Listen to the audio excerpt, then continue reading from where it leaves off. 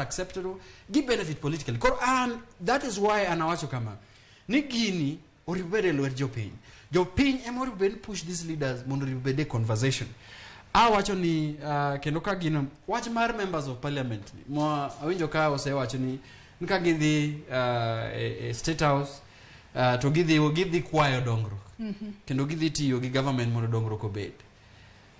MPs moko no bedo selimo state house dongruok mane mosebede a constituency margi nyaka na gidhi have conversation care magi manawach kenda kwedo kasani constitution ahero constitution ma Kenya nikech ineno ko miwa devolution kendo miwa provisions boko kaka gimoko ma CDF ndalo chon ndalo nyayo ndalo moi nineno ka nyaka dhi migo chongi miwachi mtufuku rais ko ka dongruok bire constituency ni to sani constitution omi wa right kin members of parliament omi provisions through CDF omi provisions through other devolved funds monitoring development what state house ni and what mar siasa ka Ramogi political parties act mae momi wacho ka wane panel ka wabedi mo wacha dier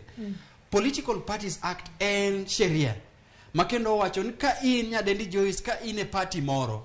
to political parties act katiba mar party no ok oyiene mondi ifadha philosophy mar political parties moko to kidwa